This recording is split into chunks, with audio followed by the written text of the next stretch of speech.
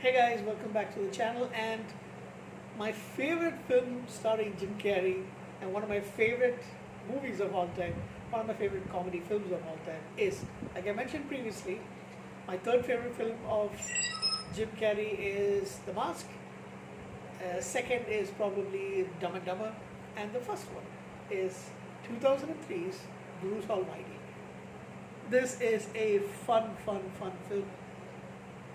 That is, and surprise, surprise, I was watching it last night, and which is like probably for the 15th or 16th or maybe 20th time, and I was still laughing out loud. So this is the third collaboration between Jim Carrey and director Tom Shadyac, who I found has kind of like gone off the radar for a bit after he had an accident. But yeah, they also did Ace Ventura, Pet Detective, and Liar Liar, both movies which I have reviewed over here. Fantastic movies. So, Bruce Almighty. This movie stars, of course, Jim Carrey, Jennifer Aniston, Philip Baker Hall, and Tony Bennett in a small role, as well as Morgan Freeman, who plays the mythical character God. You also have Catherine Bell, who plays Susan Ortega, and the first time that I saw Steve Carell, who plays Evan Baxter, a rival of Jim Carrey's character, Bruce Nolan. Anybody else? Lisa Ann Walter plays Debbie Connolly, Connolly, who is Jennifer Aniston's character Grace's sister. That's about it, I guess, in terms of actors. So yeah, what's this movie about? So this nice guy, good heart, all that, but who is somebody yearning for or aching for his breakthrough in the field, in the in the news reporting industry. He normally does, as a field reporter, does these mundane stories like biggest cookie made, biggest, like some kind of a food festival or those kind of things. So that's what he normally does.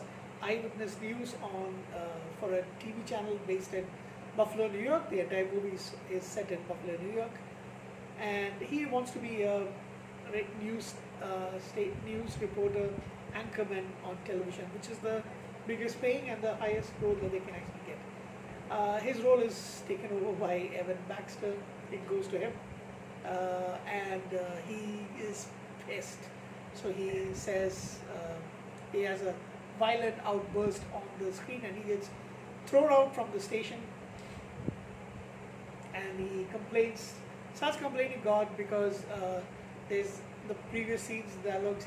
Jennifer Aniston's character Grace, his girlfriend who lives with him, keeps telling about certain things about God, and he gets pissed off. So he smite me, oh mighty smiter, and he says a lot of things about this. Taken my hand, taken my bird and bush, and all that stuff. So he says God should be fired because he's doing a crappy role. He doesn't take care of his people, including him, who's never been getting the break. He is 40 in the movie, so he feels that his position that he wants to get is slowly passing him by. So he gets this page asking him to go to an empty warehouse. Tell him to go to a particular area, which turns out to be an empty warehouse. He meets the janitor there, who turns out to be also the boss, and turns out to be the big boss, the mythical Judeo-Christian God. And it's funny scenes in him, when he convinces Bruce Carey, the seven fingers. That's really funny. So he gives Bruce his powers and tells him he's going on vacation. You said you think you can do a better job. So two conditions: you cannot affect free will. There's no way you can actually do that. So you can't make anybody do something against their will, and you cannot tell anybody that you've got God's powers. And then Bruce decides to go for personal gains. He gets his job back. He affects things in such a way that he's out there reporting the news, so he becomes big, and he's taken back into the job, and in the running for the next opening for Anchorman. and he also takes revenge on this Hispanic gang that bullied him earlier, the monkey seed man that is, and he presses his girlfriend and has raw animal sex with her. The moon scene, all of that is really funny. Jimmy Hoffa's body is found. That's, yeah. He also makes Evan Baxter controls what he says and does uh, while nobody else is watching. So Evan Baxter makes himself look really, really silly on air, and he has to excuse himself. And then Bruce now becomes the new anchor. While he's celebrating it with Grace, he starts hearing all the prayers as noises in his head, and he calls out to God, and God tells him, basically, Morgan Freeman tells him that that's all the prayers just in this particular area, so you need to deal with it, else it'll keep building up. So that night he starts answering, and then he decides to do all that is really, really funny. Of course, I can't explain it because you got to watch it. And he gives everybody an answer. Yes, we're creating this mailbox for all the prayers to come in the form of emails, and he says yes to everybody. Then he finds out that he's having a party in his name, promotion, but unfortunately Susan Ortega, his co-anchor, comes on to him, starts kissing him. When Grace comes in, sees it, he is not able to, stop her from getting upset at him. She goes and stays with her sister. He tries to win her back, but he can't affect free will. The Buffalo Sabres wins the so they win the Stanley Cup, by the way. Things start going wrong because of the media strike that he actually, people think that it's the end of the world. Lottery is affected because there's so many people, especially in the Buffalo area, who all seem to have won, and instead of winning a big jackpot, most of them just won $17. They get really upset, and as things start crumbling, power is getting affected and all that stuff. His big debut goes wrong.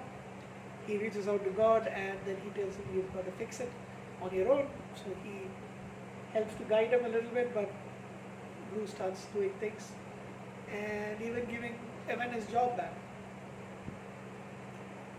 which leads to the sequel movie, Evan Almighty.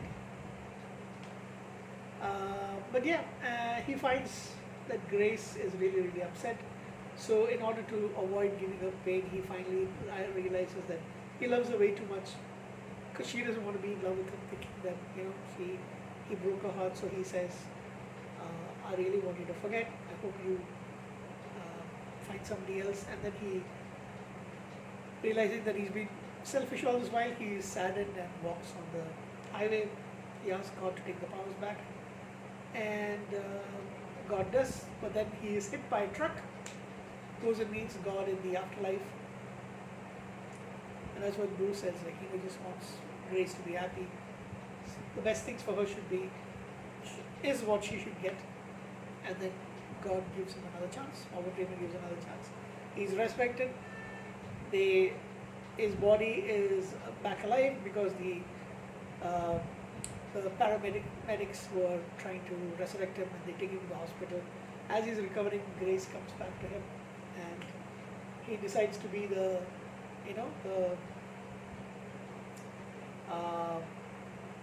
field reporter back once again, and he's satisfied with what he's got, and he's got Grace back in his life. They're about to get married, and he decides to take more pleasure in what simple things that he's got in life, and that ends the movie. Fantastic movie. It's really, really funny. And like I said, it's one of my favorite movies. Jim Carrey is fantastic in this role, as is Morgan Freeman, by the way, as is Jennifer Aniston, by the way. And even the funny scene with Steve Carell is also like really hilarious. Made on a budget of $81 million.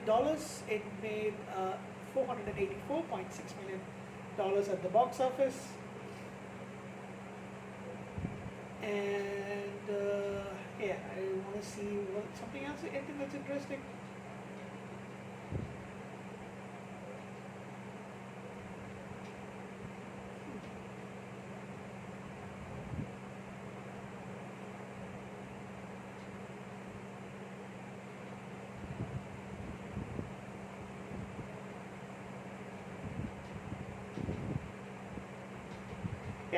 It was the fifth highest grossing film of 2003.